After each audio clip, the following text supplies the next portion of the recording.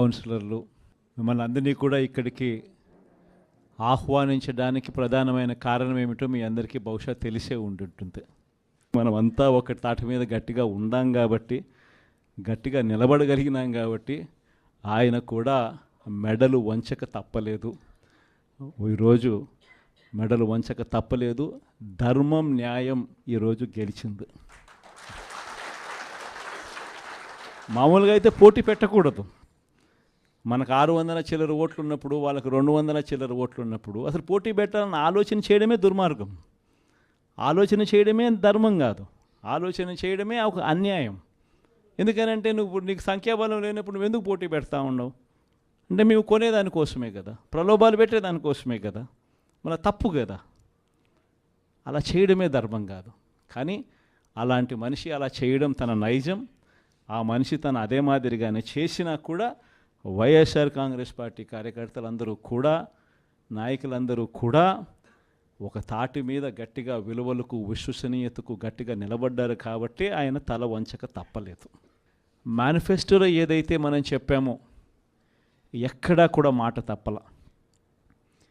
మేనిఫెస్టోను మొట్టమొదటిసారిగా చెత్తబుట్టలో వేసే పరిపాలన నుంచి మొట్టమొదటిసారిగా విశ్వసనీయత అన్న పదానికి అర్థం చెబుతూ మేనిఫెస్టోను ఒక బైబిల్గా, ఒక ఖురాన్గా, ఒక భగవద్గీతగా భావిస్తూ ఒక కొత్త నిర్వచనం చూపిస్తూ ఎన్నికల్లో విశ్వసనీయత అన్న పదానికి అర్థం చెబుతూ మనకు ఎన్ని సమస్యలున్నా కూడా చంద్రబాబు నాయుడు ఈ పొద్దు ఏ సమస్యలు లేకపోయినా కానీ సమస్యలు ఉన్నట్టుగా దాన్ని చిత్రీకరిస్తూ ఉన్నాడు.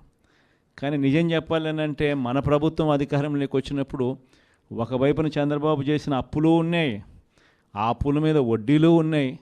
ఆ వడ్డీలకు తోడు కోవిడ్ అనే మహమ్మారి కూడా మనం పరిపాలన చేసేటప్పుడు కూడా మనకు తాండవిస్తూ ఉన్న పరిస్థితులు.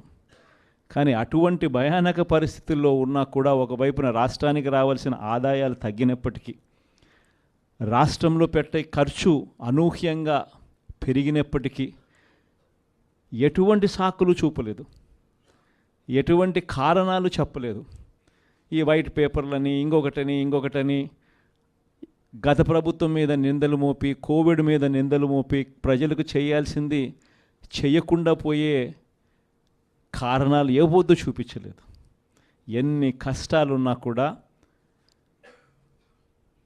చిక్కటి చిరునవ్వుతోనే ప్రతి ఒక్కరికి కూడా, ప్రతి ఇంటికి కూడా మంచి చేస్తూ, ఇదిగో ఈ నెలలో ఈ కార్యక్రమం చేస్తాం, ఇదిగో ఈ నెలలో ఇది చేస్తాం, ఇదిగో ఈ నెలలో ఇది చేస్తాం, ఇదిగో ఈ నెలలో ఇది చేస్తామని చెప్పి గతంలో ఎప్పుడూ జరగని విధంగా ఏకంగా బడ్జెట్లో ఒక క్యాలెండర్ రిలీజ్ చేసి గత 5 సంవత్సరాల పాలనలో కూడా ఏ నెలలో ఏం చేస్తాము అని చెప్పి క్యాలెండర్ రిలీజ్ చేసి బటన్ నొక్కి నేరుగా ప్రతి ఇంటికి డోర్ డెలివరీ చేసిన చరిత్ర గతంలో ఎప్పుడూ కూడా జరగల. దేవుడు దయతో ఇవన్నీ కూడా చేయగలిగాం. ఈరోజు ప్రతి ఇంట్లోనూ కూడా జగనే ఉండి ఉంటే, వైఎస్ఆర్ కాంగ్రెస్ పార్టీనే ఉండి ఉంటే ఈ పాటికే పిల్లలందరూ బడులకు పోతూ ఉన్నారు. ప్రతి తల్లికి ఈ పాటికి అమ్మఒడి పడి ఉండేది. ఈ పాటికే జగనే ఉండి ఉంటే, వైఎస్ఆర్ కాంగ్రెస్ పార్టీనే ఉండి ఉంటే ఈ పాటికే ప్రతి రైతన్న వ్యవసాయంలో ముమ్మరంగా నిమగ్నమై ఉన్నాడు. వ్యవసాయం ముమ్మరంగా పంటలు వేస్తూ ఉన్నారు. జగనే ఉండి ఉంటే ఈ పాటికే రైతు భరోసా సొమ్ము కూడా రైతులందరికీ కూడా వచ్చి ఉండేది.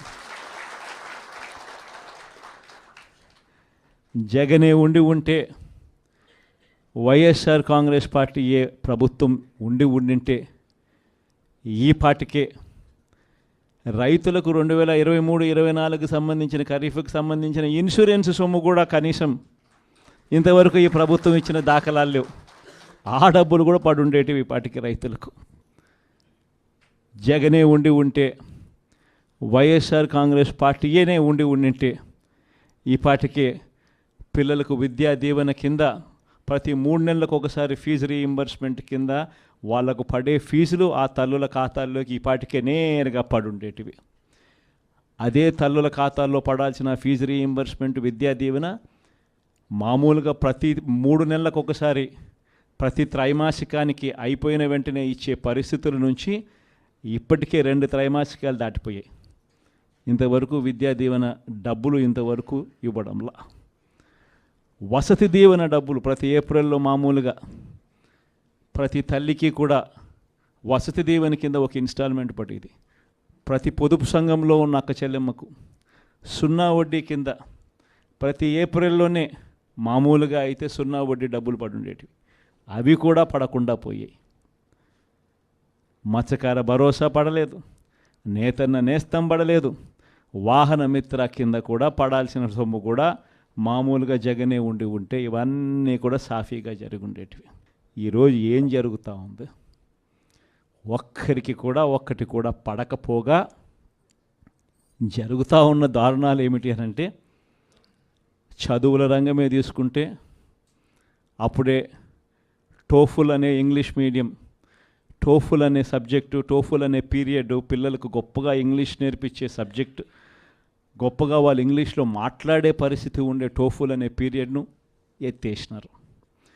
ఇంగ్లీష్ మీడియం చదువులు ఇక గవర్నమెంట్ బడుల్లో మామూలుగా బాగా జరుగుతాయి అన్న ఆశ పక్కకి నెట్టేశారు. గోరుముద్ద ద్వారా రోజుకొక మెనూతో చిన్న పిల్లలకు పెట్టే భోజనం ప్రశ్నార్థకం అయ్యింది. డిసెంబర్లో పిల్లలకు అందరికీ కూడా 8వ తరగతి పిల్లలకు ట్యాబులు ఇస్తారా అన్నది ఇంతవరకు ఆర్డర్లే ఇవ్వలేదు. అది కూడా ఒక క్వశ్చన్ మార్కే. ఇవన్నీ కూడా అప్పుడే విద్యారంగంలో మొదలైపోయి అన్నీ కూడా ప్రశ్నార్థకం. హెల్త్కి సంబంధించి, ఆరోగ్య రంగానికి సంబంధించి చూస్తే ఆరోగ్యశ్రీ బకాయిలు 1800 కోట్లు దాటాయి. ఇంతవరకు రూపాయి ఇచ్చిన దాఖలాలు లేవు. హాస్పిటల్స్ పరిస్థితి ఎలా ఉంది అని అంటే, ఇంతకుముందు డాక్టర్లు లేని కొరత, 0 వేకెన్సీ పాలసీ అనేది తీసుకొచ్చి డాక్టర్లు లేని కొరత ఏ గవర్నమెంట్ హాస్పిటల్లోనూ ఉండకూడదు అన్న పరిస్థితి నుంచి ఈరోజు డాక్టర్లు ఎక్కడ ఉన్నారు అన్న పరిస్థితిలోకి ఈరోజు గవర్నమెంట్ హాస్పిటల్ వెళ్ళిపోయాయి. ఆరోగ్య ఆసరా కనిపించడం లేదు. 104, 108 బిల్లులు లేవు. హాస్పిటల్లో డాక్టర్లు లేరు, మందులు లేవు, పరిశుభ్రత హాస్పిటల్లో అంతకన్నా కూడా లేని పరిస్థితి. ఎవడు పట్టించుకునే పరిస్థితుల్లో లేరు. వ్యవసాయం చూస్తామనంటే మళ్ళీ రైతులు ఈరోజు క్యూలలో నిలబడతా ఉన్నారు విత్తనాల కోసం. వ్యవసాయ పరిస్థితి చూస్తే ఫ్రీ ఇన్సూరెన్స్ పోయింది, ఈ క్రాప్ పోయింది, ఉచిత పంటల బీమా కూడా పక్కన పెట్టేశారు. అన్ని రంగాల్లోనూ ఇదే పరిస్థితి. తెలుగుదేశం పార్టీ నాయకుల చుట్టూ జన్మభూమి కమిటీలు అంటూ మళ్ళీ తెలుగుదేశం పార్టీ నాయకుల చుట్టూ, ఆ నాయకులు ఎక్కడున్నారో మళ్ళీ ప్రజలు వాళ్ళ దగ్గరికి వెళ్ళాల్సిన దుస్థితిలో ఈరోజు మళ్ళీ పాలన సాగుతూ ఉంది.